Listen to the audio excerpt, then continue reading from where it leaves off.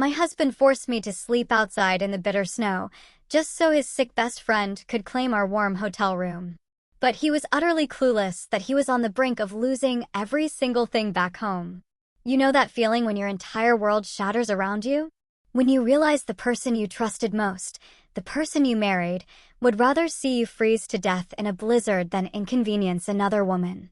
Because that's what my husband did to me. And the wild part? It was all a setup. For 6 months, I poured my heart into planning what I thought would be the perfect romantic ski trip with Nathan.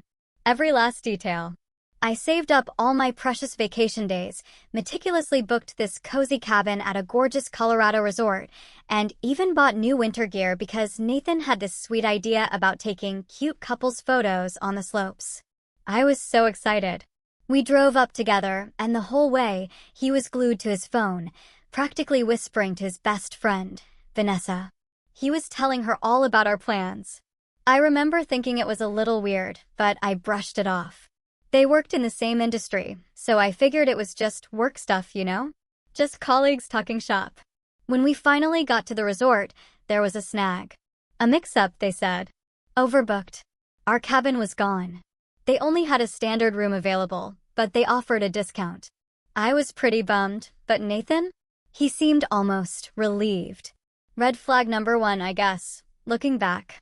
We checked in, went to dinner, and for that one evening, everything felt perfect again. I let my guard down. The next morning, I woke up and Nathan was already dressed, practically buzzing with energy. He just casually said, "Vanessa's here." My stomach dropped. Here? What did he mean here? He explained she'd decided on a spontaneous trip, and what were the odds she'd picked the exact same resort as us? The sheer audacity of it. We went to breakfast, and there she was, waiting in the lobby, acting all wide-eyed and surprised to see us.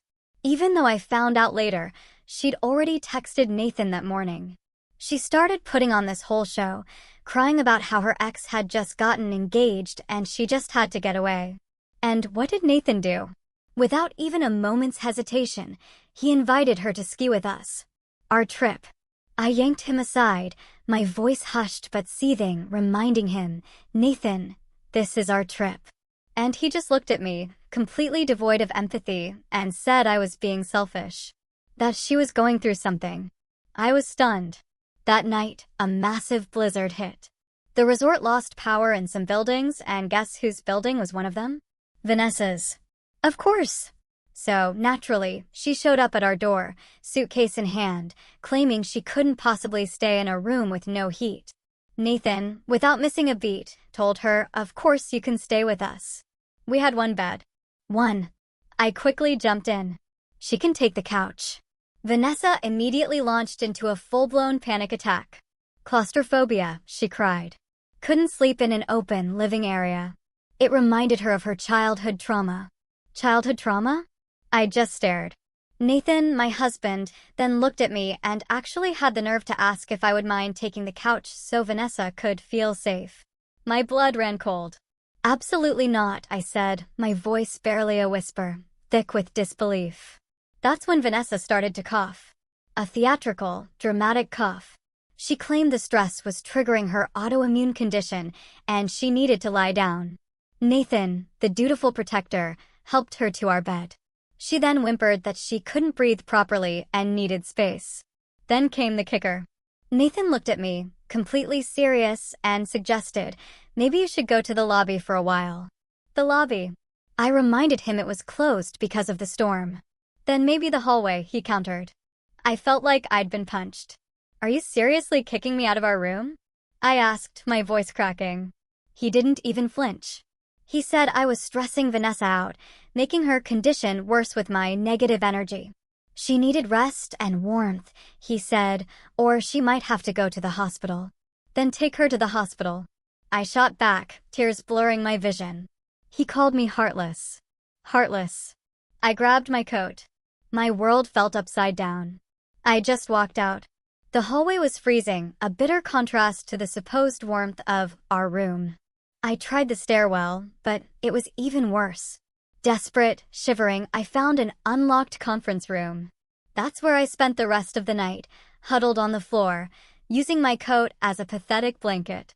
At 5 a.m., a security guard found me. He looked at me with confusion, asked what I was doing. I mumbled my story, explaining the power outage. His response hit me like a slap to the face. "Impossible," he said. "The resort has backup generators. No buildings lost power. No buildings lost power." It was all a lie. A sick, twisted lie. I walked back to the room, my heart pounding with a mix of fury and dread. I opened the door. And there they were. Nathan and Vanessa. In our bed. Sleeping. Not doing anything, just sleeping. But her head was resting on his chest, and his arm was draped around her. My husband. With another woman. In our bed. After he'd sent me out into the cold. I didn't say a word. I just packed my bags, my hands shaking, and left. I drove 8 grueling hours home, alone, through that blizzard. Nathan didn't even bother to text, to ask if I'd made it back safely. I was so utterly exhausted and broken by the time I pulled into my apartment complex. I guess I just passed out in the parking garage. The next thing I knew, a security guard was there, calling an ambulance.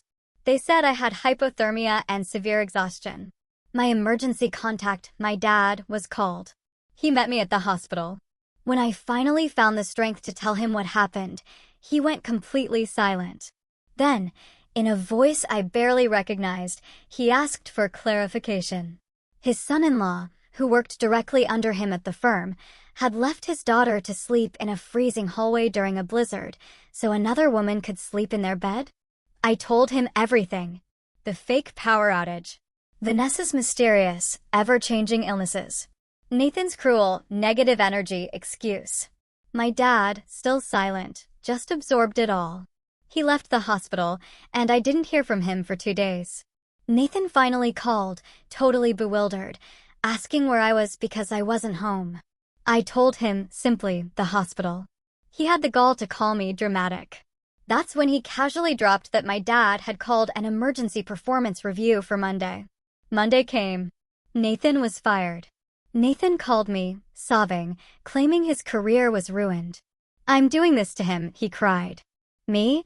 I reminded him, with as much coldness as I could muster, that he had literally left me to sleep in a hallway during a blizzard so another woman could sleep in our bed. Then I hung up. He moved back in with his mom. A few days later, a text popped up on my phone from Nathan. He was suing me for alimony. Alimony. I just stared at the message. A weird, incredulous laugh bubbled up from somewhere deep inside me. My brain couldn't even process the sheer nerve it took to send something like that. The nurse doing my discharge paperwork looked up, concern etched on her face. "Everything okay?" she asked. I just turned my phone to her. Her eyes widened. "Are you kidding me?" she exclaimed.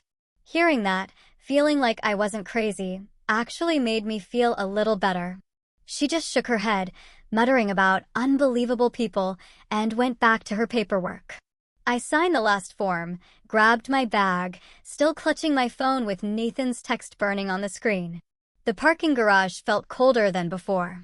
My hands shook as I unlocked the car, and I couldn't tell if it was the freezing air or the fact that I'd probably reread that text 50 times. I sat down, blasted the heat, and called my dad. He answered on the second ring, his voice worried. "How are you feeling, sweetheart?" I told him I was okay, but Nathan had just texted.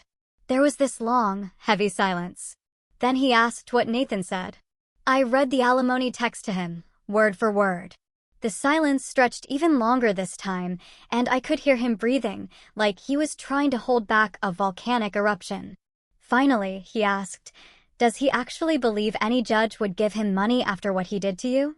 I just said, "I have no idea what Nathan believes anymore." Dad told me, very firmly, not to respond to that text. "Not a single word," he said. "And then, I'm getting you a lawyer today." "Not tomorrow. Today." I started to protest. "That's not necessary," but he cut me off. "Yes, it is. And I'm already thinking of who to call." I just said, "Okay," and we hung up. The drive home felt endless. I was so exhausted, my vision kept blurring, forcing me to pull over multiple times.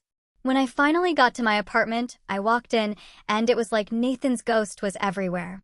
His jacket on the rack, his shoes by the door, his stupid gaming setup practically devouring half the living room. My blood boiled. I dropped my bag and marched straight to the closet, grabbing every garbage bag I could find. I started with his clothes, yanking everything off hangers, shoving it into bags without a single thought for folding. Every single item fueled my anger. His ski jacket, the one he bought special for our trip, the one he barely wore. His precious craft beer collection in the fridge, the one he always said was too good to share. His electric toothbrush, his protein powder taking up counter space. I was throwing things so hard, one of the bags ripped, and I had to start all over again. 3 hours later, there was a knock on my door. It was my dad, holding 2 business cards. He stepped in, took one look at the mountain of garbage bags in the hallway, and just asked, "Are you okay?" "I'm fine," I said, trying to sound stronger than I felt. I just needed to get his stuff out of my sight. Dad handed me the cards. "Both attorneys are excellent," he said. "Either one would be happy to take your case." I vetted them through my legal contacts. I looked at the cards, a wave of gratitude washing over me, and thanked him.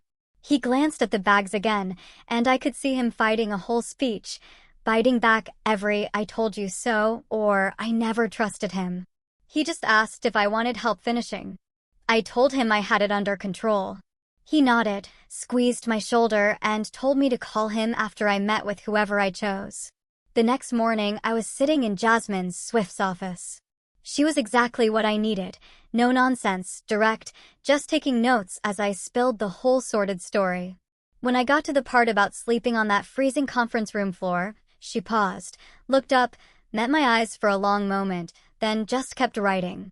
When I showed her Nathan's text about alimony, she actually smiled a little. But it wasn't a nice smile. It was a lawyer's smile. She told me his claim was ridiculous, but we still had to take it seriously. We needed to file for divorce immediately. "Are you ready for that?" she asked. "Yes," I said, without a second thought. Jasmine pulled out a legal pad and started outlining her strategy. "Nathan's abandonment during a medical emergency is huge," she explained. "Especially combined with how short our marriage was and his current employment situation, or lack thereof, since your dad fired him." She said his alimony claim was incredibly weak, and we were going to countersue. Medical bills. Vacation costs. Emotional distress from his negligence. All of it. She asked if I had kept any texts or emails from the ski trip. Everything, I confirmed. "Perfect," she said. "Documentation is everything in cases like this." I spent the next 2 days at my kitchen table, meticulously writing down every single detail I could remember. The 6 months of planning. The drive up with Nathan glued to Vanessa. The reservation mix-up he seemed relieved about. Vanessa showing up, acting surprised. The fake panic attack. The fake autoimmune condition. The fake power outage, which the security guard confirmed never happened. I wrote down timestamps from texts. The security guard's name. The front desk staff. Every lie Vanessa told. Every time Nathan chose her over me. Every agonizing moment in that freezing conference room. Jasmine said documentation was everything. So I was going to document everything. Then the hospital bills started arriving. Each one made my stomach clench. Even with insurance, I was looking at thousands of dollars for the ER, the overnight stay, all the tests. I called the insurance company. This was after my deductible and copay, they said. Nathan's insurance, from my dad's firm, was canceled the day he got fired. So there was no way to add him back to help cover any of this. I was stuck with the entire bill. I tallied it up, almost $8,000. For hypothermia and exhaustion. All because my husband kicked me out of our hotel room in a blizzard. My phone rang. It was Nathan. I almost didn't answer, but something made me pick up. He was crying. Actually crying. "My mom is driving me crazy," he sobbed. "I can't believe you're doing this to me." "Doing what?" I asked, my voice flat. Getting him fired. Turning my dad against him. Refusing to talk to him. I had to remind him. "You literally left me to sleep in a hallway during a blizzard so another woman could sleep in our bed." He tried to backtrack, saying I was exaggerating, that Vanessa really was sick, and I was being unreasonable. I asked him about the power outage that never happened. He went quiet.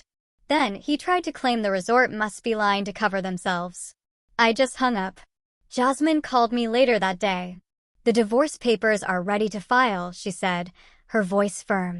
She was citing abandonment and reckless endangerment. And we were including a detailed account of the ski trip incident, with my medical records attached. The medical evidence of hypothermia makes Nathan's actions impossible to dismiss as just a simple argument or misunderstanding, she explained. This isn't about hurt feelings. This is about documented physical harm that required emergency medical treatment. She asked if I was ready to proceed. Yes, I said. Absolutely. She told me she'd file everything tomorrow morning and Nathan would be served within a few days. I thanked her and hung up. Then I looked around my apartment, at all the garbage bags full of Nathan's stuff, and I felt lighter than I had since the hospital. The next morning, my dad texted, asking if I wanted to grab lunch. Unusual, he usually just calls. I met him at this Italian place near his office. He was already sitting in a booth, looking uncomfortable in a way I'd never seen before. We ordered. Made polite small talk about work and the weather, but I could tell something was eating at him. He kept adjusting his napkin, avoiding eye contact. Finally, he put down his fork. "I need to tell you something," he said. He felt guilty about the whole Nathan situation, he confessed, because he was the one who hired him in the first place. I started to interrupt, but he held up a hand. He reminded me that he introduced us at that company holiday party 5 years ago, that he encouraged Nathan to ask me out because he seemed like a smart, ambitious guy who would treat me right. If I hadn't brought Nathan into the firm, he said, his voice heavy, if I hadn't pushed you two together at that party, none of this would have happened. I reached across the table and touched his hand. "Dad," I said gently. "Nathan fooled both of us." I told him I appreciated everything he'd done, firing Nathan, supporting me, but I needed him to understand. I needed to handle this divorce myself. He looked hurt, and I could see him wanting to argue, wanting to take over and fix everything, like he always does. But I was serious. He finally nodded, a sigh escaping him, and said he'd stay out of it unless I specifically asked for help. We both knew how incredibly hard that was going to be for him. The lunch ended on a weird note. Not bad, but definitely not comfortable. When I got home, there was a thick envelope waiting at my door. From Zachary Goodman, Nathan's attorney. I ripped it open. It was the formal response to our divorce filing.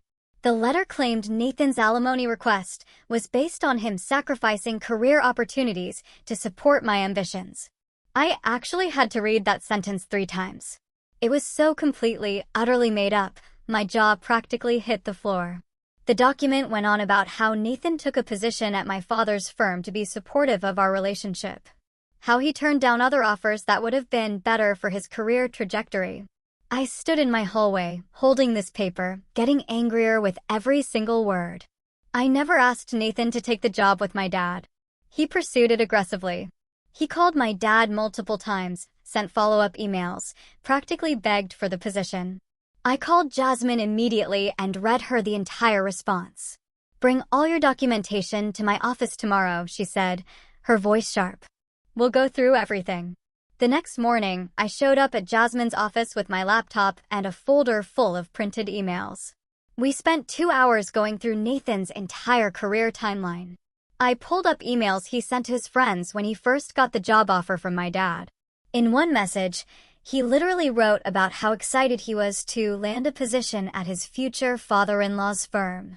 In another, he bragged about the salary being $15,000 more than the other places he interviewed. Jasmine highlighted that one and added it to her evidence folder.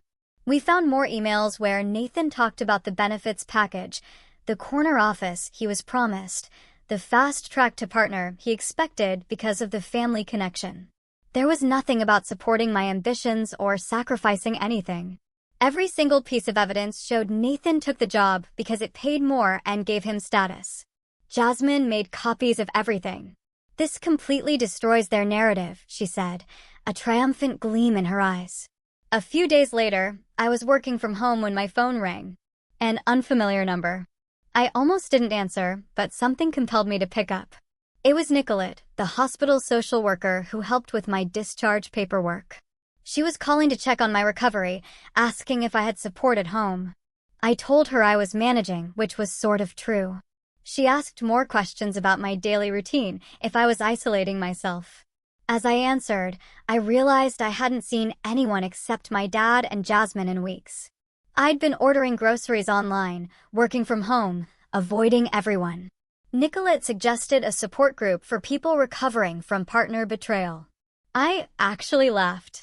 Is that really a thing? I asked. She gave me the details for a group that met Thursday nights at a community center. I said I'd think about it, already planning not to go. Thursday came, and I was sitting on my couch, staring at the address Nicolette gave me. Something, a tiny spark of curiosity, or maybe just desperation, made me get up and drive over there. The meeting was in a basement room, folding chairs arranged in a circle. Maybe 10 people, all different ages. A woman running the group asked if I wanted to share. No, I said, my voice quiet. I'm just here to listen. Other people started talking, and I was shocked by their stories. One woman's husband left her at a rest stop because he wanted to pick up his girlfriend. Another guy's wife cleaned out their bank account and moved to another country. Hearing these stories of abandonment and betrayal actually made me feel less alone somehow. Like I wasn't crazy for being this hurt and angry. After the meeting, a few people came up to talk, and I ended up staying an extra hour, just listening to their advice. The next evening, I was heating up dinner when someone started pounding on my apartment door. My heart leaped into my throat. I looked through the peephole. It was Nathan. My stomach dropped. I didn't open the door. What do you want? I asked, my voice muffled. He started talking through the door about how we needed to discuss things like adults. I told him to go through his attorney. He got louder, saying Vanessa really was sick that night, and I was making him out to be some kind of villain when he was just trying to help a friend. I shot back, what about the power outage that never happened? He went quiet for a second. Then he started yelling again, claiming the resort confirmed no buildings lost power because they're lying to protect themselves from liability. The excuse was so utterly ridiculous, I actually laughed. That just made him angrier. He started crying, actually sobbing through my door. I lost everything because of you, he wailed. My job, my wife, my whole future. I told him, through the door, that he made his choices, and I was done feeling sorry for him. He kept crying, begging me to just talk to him face to face. While he was still out there, I texted Jasmine. She called me immediately, and she could hear Nathan yelling in the background. She told me not to open the door, and said she was sending a formal demand to his attorney right then. The next morning, Jasmine forwarded me the email she sent. It was a formal demand to stop all direct contact with me, warning that if Nathan showed up at my home again, we'd file for a restraining order. Zachary, Nathan's lawyer, responded within an hour with a snippy message about how I was being vindictive and making this harder than it needed to be. But Nathan stopped showing up. The medical bills kept arriving, though. I had them spread out on my kitchen table, trying to figure out payment plans. Even with the hospital's financial assistance, I was looking at paying $200 a month for the next 3 years. I was trying to work from home, but I was exhausted all the time. The ER doctor had said hypothermia recovery could take weeks, and she wasn't kidding about the fatigue. I fell asleep at my desk twice in one afternoon. My boss sent me an email asking if I needed to take more time off, but I couldn't afford to miss any more work. I made another coffee and pushed through, but every bill that arrived just made me angrier about what Nathan did and how I was the one paying for it, in every possible way. 2 weeks after getting back from the hospital, I finally dragged myself into the office. Couldn't afford any more unpaid time off. The elevator ride felt longer than usual, and my hands shook a little when I swiped my badge. Everyone was already at their desks. My coworker Sarah glanced up, then immediately looked back at her screen. Tom did the same. Then Lisa. It was like they'd all gotten a memo about not making eye contact with me. I sat down, booted up my computer, and the silence around me was so thick I could practically touch it. Nobody asked how I was feeling or said, "Welcome back," or anything normal. I opened my email, and there were 400 unread messages waiting. My boss sent me a chat, asking if I could come to his office. I walked over there, bracing myself for a lecture about my absence, but instead, he closed the door and told me he'd heard what happened. Not the full details, he said, but enough to know it was bad. He said I could work reduced hours for the next few weeks if I needed to, and work from home 3 days a week. My eyes actually watered. I hadn't expected any understanding. He just told me to let him know what I needed, and they'd make it work. I thanked him, went back to my desk, and spent the rest of the day trying to focus on spreadsheets while my coworkers continued pretending I didn't exist. That evening, microwaving leftovers, my phone buzzed with a LinkedIn message request. It was from Damon Esposito, who worked with Nathan at my dad's firm. I hadn't talked to Damon in probably a year, even though we used to chat at company events. His message said he needed to talk to me about Nathan and Vanessa, and that he had information I should know. My appetite completely vanished. I stared at the message for 5 minutes, battling with myself. Part of me thought I already knew enough, that learning more would just hurt worse. But another part of me, a deep, desperate part, needed to understand what actually happened. I messaged him back, asking when he wanted to meet. We agreed on a coffee shop near my apartment the next afternoon. I got there first, ordered a black coffee I didn't really want, and sat at a corner table. Damon showed up 10 minutes later, looking incredibly uncomfortable. He got his own coffee, sat down across from me, and just blurted it out. Nathan and Vanessa were definitely having an emotional affair for months before the ski trip. He saw them having lunch almost every day. They'd stay late at the office when everyone else left. The way they looked at each other, he said, was obvious to everyone. Damon had watched it develop over the fall, and by December, it was clear something was going on, even if they weren't sleeping together yet. He described seeing them in the conference room one afternoon, standing really close, talking in low voices. How Nathan would light up whenever Vanessa walked into a room. How she'd touch his arm when she talked to him. All these little things that individually might not mean anything, but together, painted a chillingly clear picture. I sat there, listening, and I felt sick. I remembered Nathan coming home from work during those months. He was so happy, so excited about his job. I thought it was because he was doing well at the firm. But it wasn't. It was because he was spending his days with her. Damon kept talking, saying he almost told my dad several times. He'd see Nathan and Vanessa together and think about going to my dad's office, but he didn't want to get involved in personal drama, and he wasn't completely sure what was happening. Now he felt terrible for not speaking up sooner. If he'd said something, he wondered, maybe the ski trip never would have happened. I told him it wasn't his fault, that he shouldn't feel guilty about Nathan's choices. Then he offered to provide a written statement for my divorce case about everything he witnessed at work.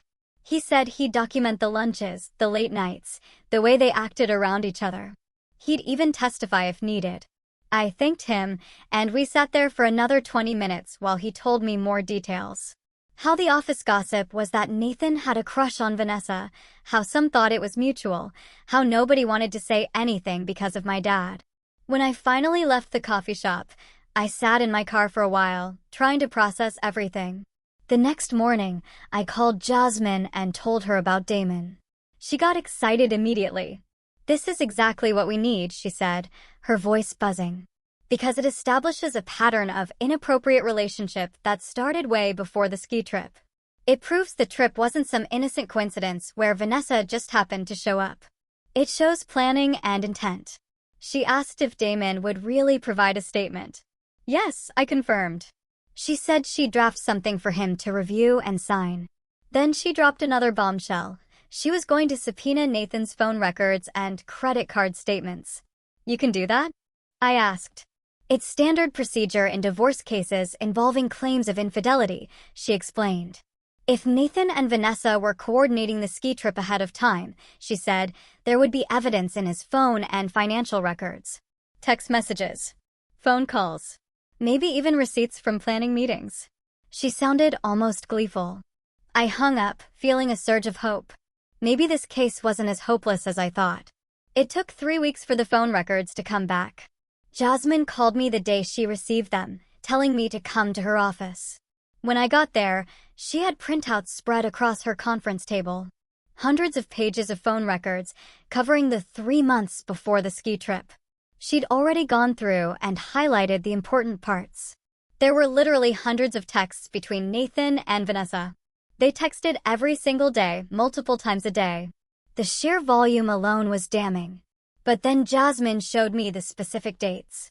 The week before our trip, Nathan and Vanessa exchanged over 50 texts. The day we drove to Colorado, they had 7 phone calls. 7. I remembered that drive. Nathan was on the phone constantly, and I, naive fool that I was, thought he was talking to work contacts. Jasmine pointed to the timestamps. 3 of those calls happened during our drive.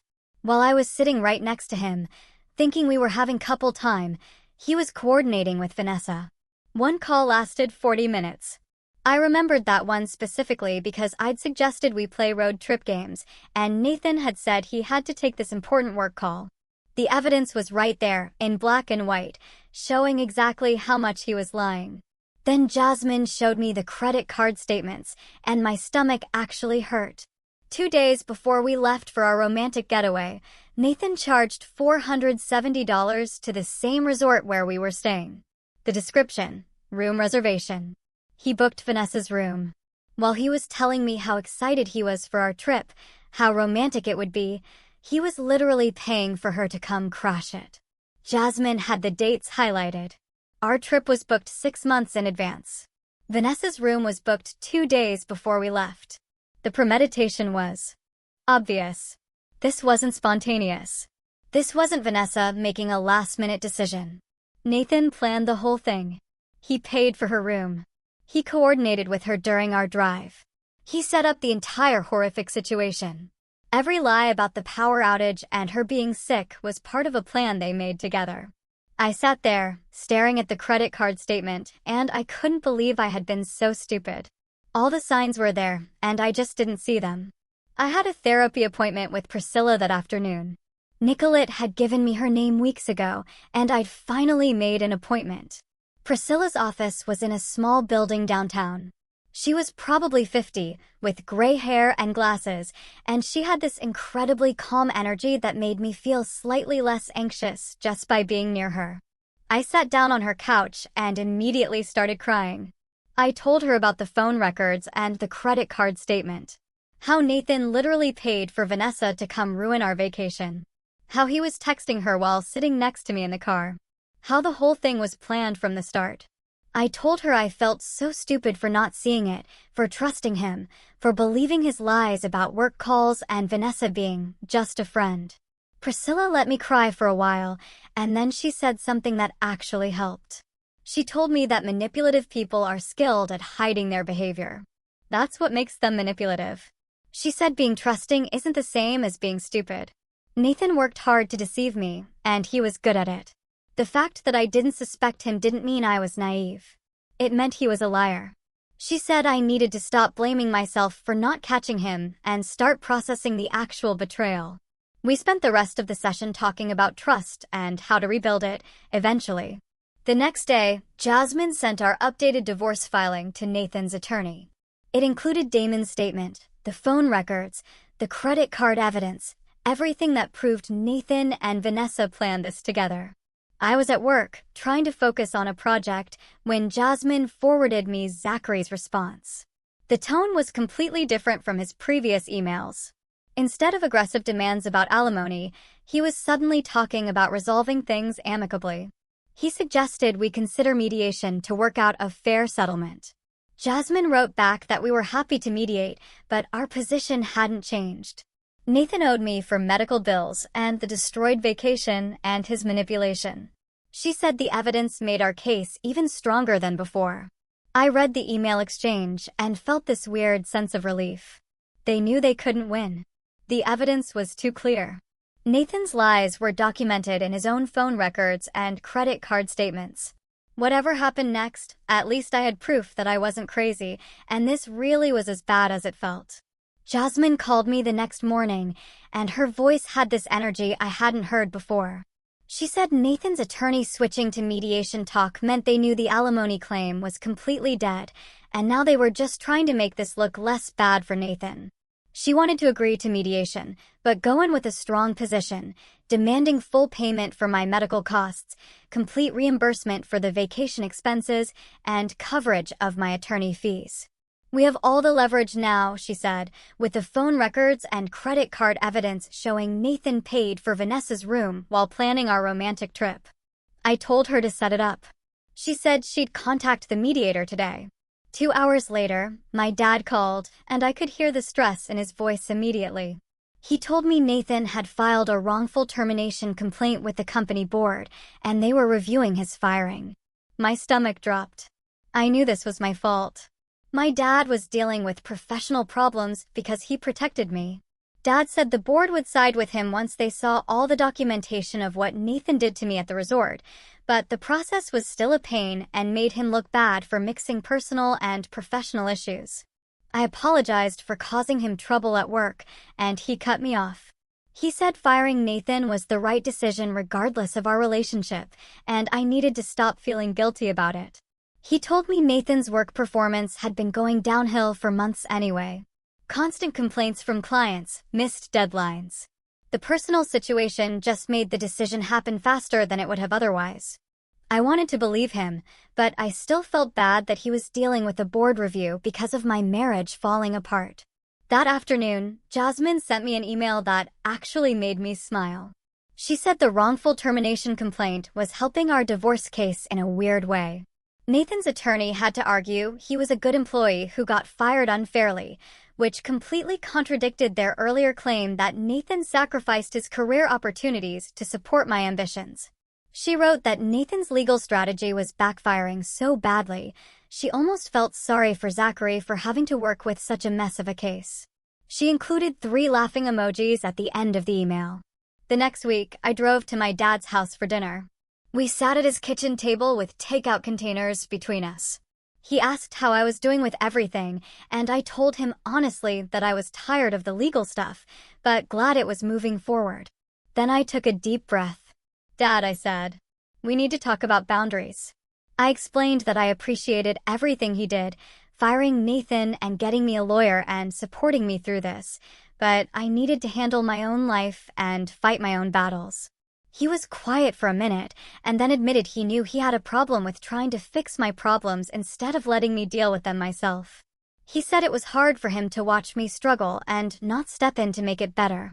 I told him I got it, but I was an adult, and I needed to learn to handle hard things on my own, even when it sucked. We agreed he'd check in and offer support, but wouldn't take action unless I specifically asked him to. It felt like the most honest conversation we'd had in years.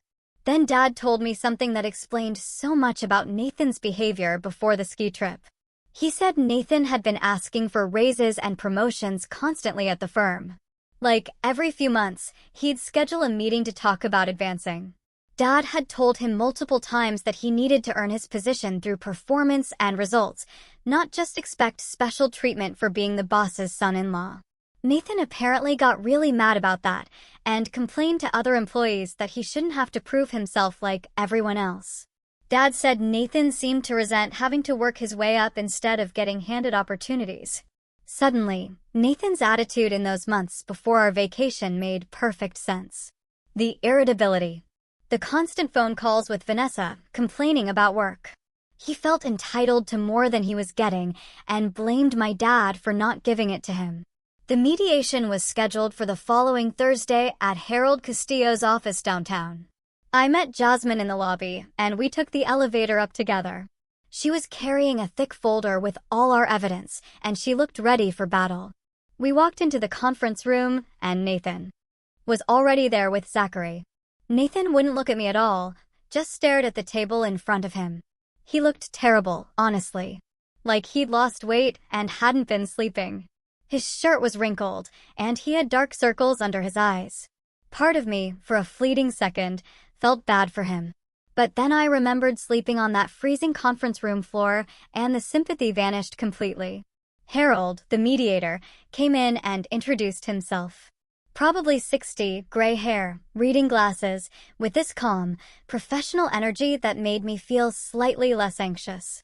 He explained how mediation works and that his job was to help us reach an agreement without going to court.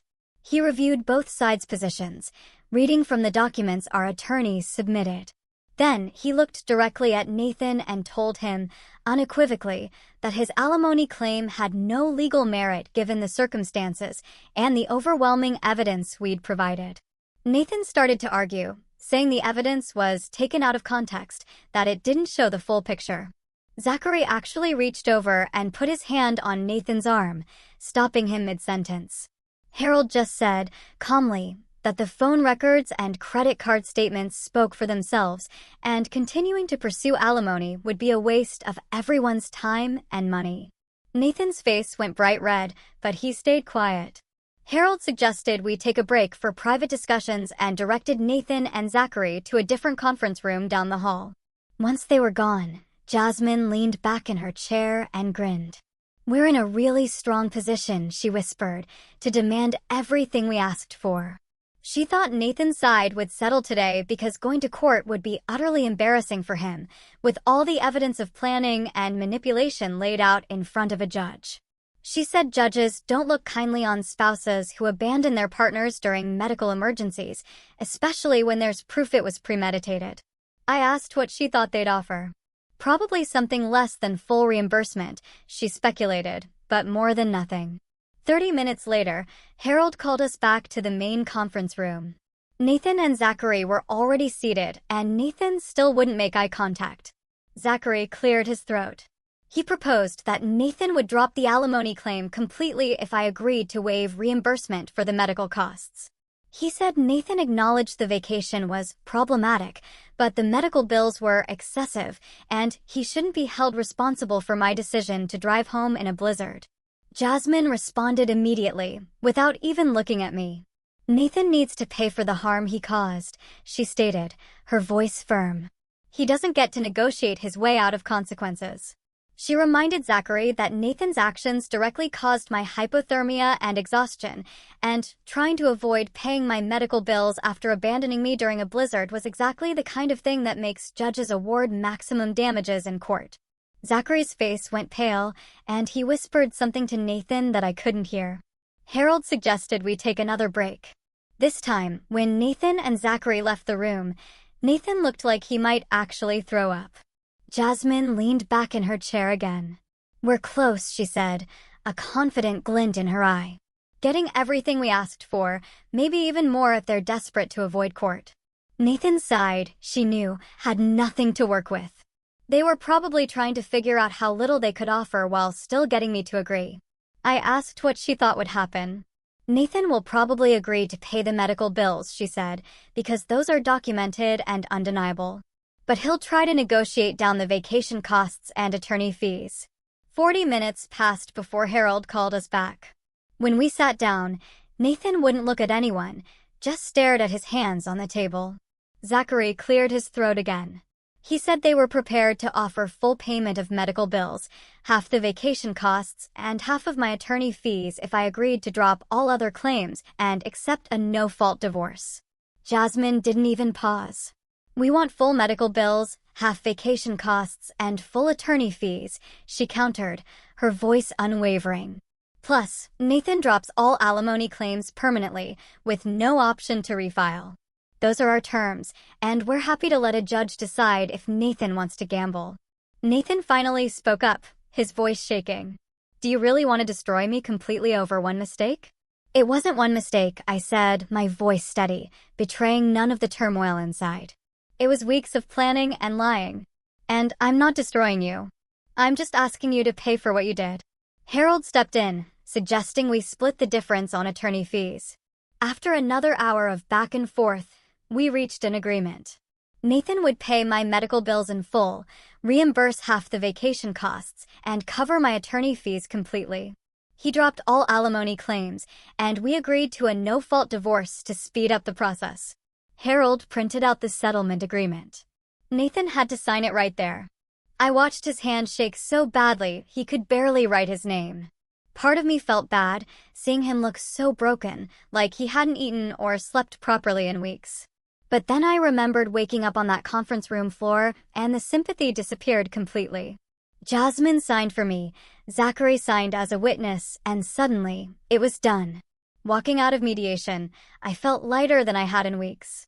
Like I could actually breathe properly again, without that constant pressure on my chest. Jasmine walked me to the elevator.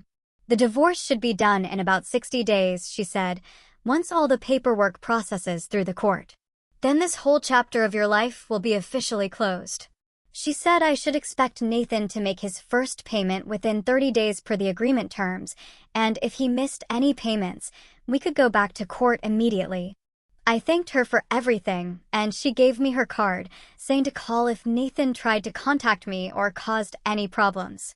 3 days later, my dad texted me a screenshot of an official company document. The board had ruled in his favor on Nathan's wrongful termination complaint, finding that Nathan's performance problems and professional behavior issues made the firing completely valid. Dad's text just said, "It's over," but I could tell from how quickly he sent the screenshot that he was immensely relieved this part was behind him. I texted back asking if he was okay, and he called me instead, saying he never doubted the board would side with him, but it still felt good to have it officially settled. He mentioned that Nathan's complaint tried to claim he was fired for personal reasons, but the board found multiple documented instances of poor performance and missed deadlines that had nothing to do with me. The next morning, eating breakfast, my phone buzzed with a Facebook message notification. It was from Vanessa. "I hope you know I never meant to hurt you," it read. "What happened at the resort was all a big misunderstanding." She claimed she was really sick that night and didn't realize Nathan was making me leave the room. If she'd known, she would have insisted I stay. I screenshot the entire message and sent it to Jasmine before blocking Vanessa completely without responding. I had absolutely nothing to say to her. Jasmine texted back within minutes, "Save all communication attempts from either Nathan or Vanessa in case we need them later." Vanessa's message is basically an admission that she knew exactly what was happening.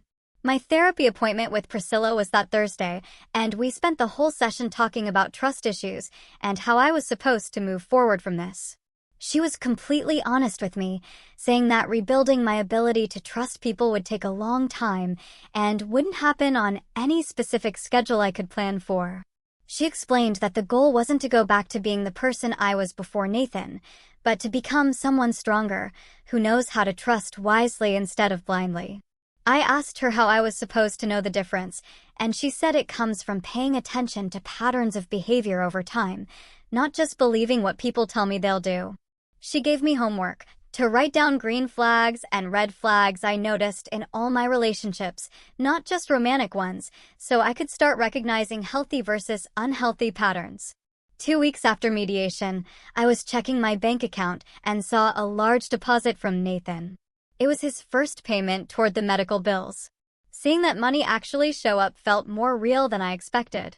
It wasn't really about the money itself, although that definitely helped with my finances, but more about him being forced to face what he did and take responsibility for the harm he caused. I texted Jasmine to confirm the payment came through, and she said that was a good sign he was following the agreement, but we'd keep monitoring to make sure he didn't miss any future payments. That same week, I ran into Damon at a coffee shop near my office. We chatted for a few minutes, and then he mentioned, almost casually, that Nathan and Vanessa were actually dating now. I told him that shouldn't surprise me, but somehow it still did. He laughed. Office gossip is that Vanessa is already treating Nathan exactly like she treated her ex, he said. Damon told me Nathan looked miserable every time anyone saw them together, but he was too proud to admit the relationship wasn't what he thought it would be. He said Vanessa had Nathan running errands for her constantly, complaining about everything he did, and apparently, she was already talking about how he needed to find a better job to support her properly. I thanked Damon for the update. He said he felt like I deserved to know, and that everyone at the office thought Nathan got exactly what he deserved. The divorce was done on a Tuesday morning while I was working from home. The email notification came through from the court, saying all paperwork had been processed and the divorce was officially final. I thought I'd feel more emotional about it, maybe cry or feel relieved or something big, but mainly, I just felt tired and ready to move forward with my life. I texted my dad to let him know, and he responded asking if I wanted to get dinner to celebrate, which felt weird, but also kind of nice.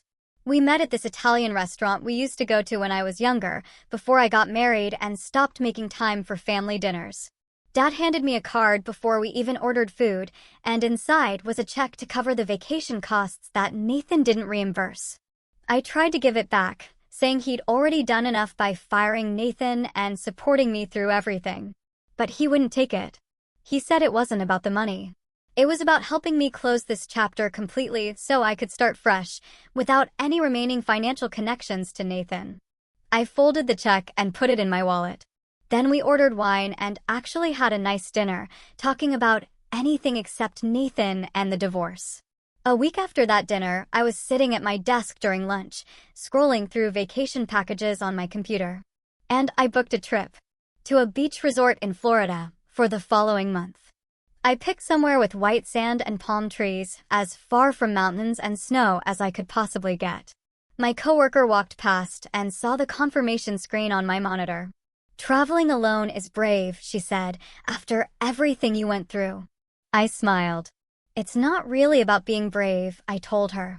"It's more about proving to myself that I can do things on my own terms now, without Nathan's opinions or Vanessa's manufactured emergencies ruining everything." 3 days later, I was checking my bank account before work and saw a deposit from Nathan for the final amount he owed me. I sat there, staring at the number for a solid minute. It meant I was completely done with any financial connection to him. I texted Jasmine to confirm the payment cleared, and she responded that this closed out the settlement agreement completely. That afternoon, I pulled all of Nathan's remaining stuff out of my closet, where I'd shoved it in garbage bags months ago. I loaded everything into my car and drove to the donation center. Watching the worker carry those bags into the building felt better than I expected. Back at my apartment, I walked through each room. There was nothing left that belonged to him or reminded me of him. My Thursday therapy session with Priscilla focused on what I'd learned from this whole mess. She asked me to think about the early warning signs I missed with Nathan.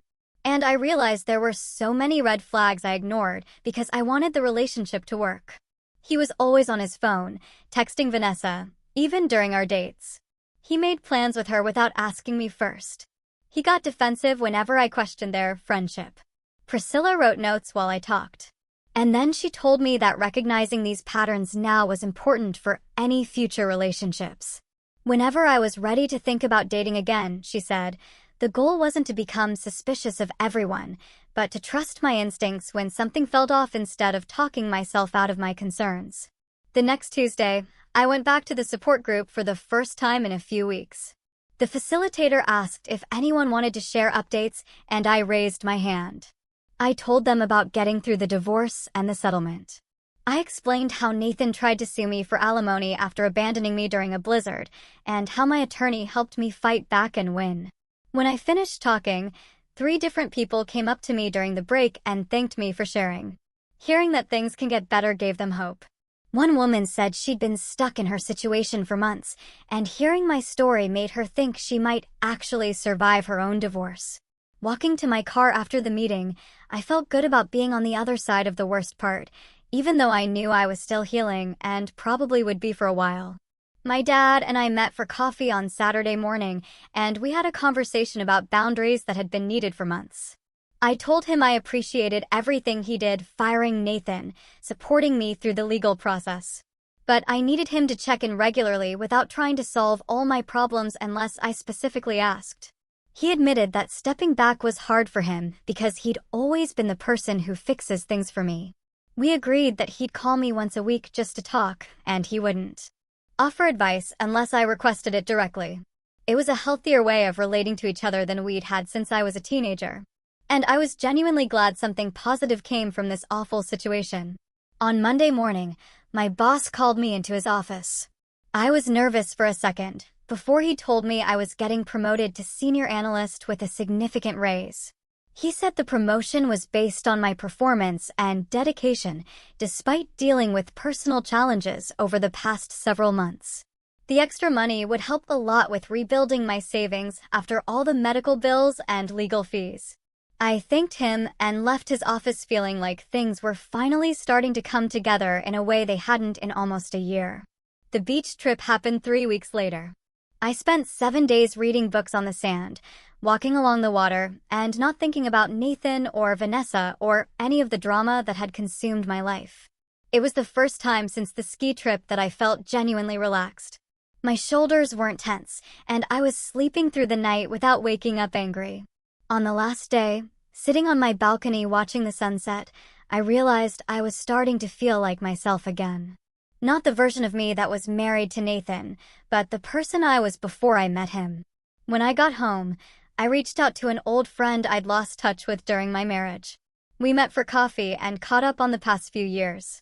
She admitted, halfway through our conversation, that she never liked Nathan, but didn't know how to tell me without causing problems between us. She said he always seemed controlling about my time and would get annoyed when I made plans with friends instead of him. We talked about how isolating relationships can be when your partner slowly discourages other friendships without you even noticing it's happening. I told her I was committed to rebuilding my social connections and not letting anyone make me feel guilty for having a life outside a relationship again. 6 months after the hospital, I had a follow-up appointment with the doctor who treated my hypothermia. She checked my vitals, reviewed my chart, and told me I'd fully recovered with no lasting physical effects from that night. She asked about my mental health, and I was honest with her. I was working on it in therapy and making real progress, even though some days were harder than others. She seemed satisfied with my answer and told me I didn't need any more follow-up appointments unless new symptoms developed. I was walking to my car after the appointment when I decided to stop at the coffee shop across the street. I was waiting in line when I saw him. Nathan. Sitting at a corner table. He looked up and we made eye contact. There was this awkward moment where neither of us knew what to do. He stood up and walked over. "I'm sorry," he said, his voice quiet, his gaze dropping to the floor. "For everything that happened." I could tell he was unhappy, just from his body language, the way he'd lost weight and looked so tired. Part of me wanted to ask if Vanessa was treating him the way Damon said she was, but I didn't. It wasn't my problem anymore. I told him I appreciated the apology, ordered my coffee, and left. I don't wish him harm, but I also don't feel any need to absolve him or make him feel better about the choices he made. A few weeks later, my dad texted asking if I wanted to go hiking on Saturday morning. Something we used to do all the time before I got married, but completely stopped once Nathan came into the picture. I met him at the trailhead, and we started up the path we always used to take, the one that winds through the trees and opens up to this breathtaking view of the valley. We walked in comfortable silence for the first mile, just enjoying being outside together again.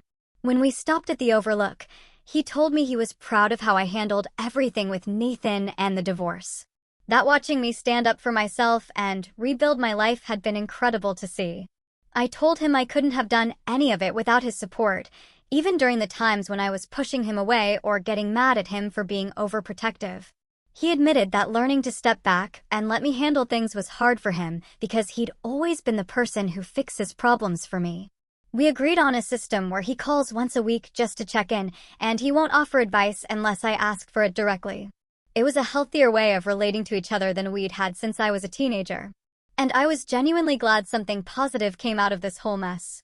The next week, I had my regular session with Priscilla, and we spent most of it talking about what healthy relationships actually look like and how to spot manipulation tactics early before they become patterns. She walked me through red flags I missed with Nathan, like how he slowly isolated me from friends and made me feel guilty for spending time away from him. We discussed boundary setting and how to recognize when someone is testing those boundaries versus respecting them. By the end of the session, I felt more prepared for dating again someday than I did months ago. I wasn't ready to actually date yet, and that was fine, but I also wasn't scared that I'd never trust anyone again or that I was broken forever. That evening, I got a message through the support group app from one of the women who'd been attending meetings. She told me that hearing my story about leaving Nathan and fighting back legally gave her the courage to leave her own toxic relationship last week. She was staying with her sister now and working with a lawyer. And she wanted to thank me for sharing my experience so openly.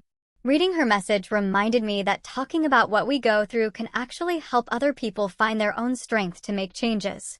It made everything I went through feel slightly more meaningful. Like maybe some good can come from even the worst situations.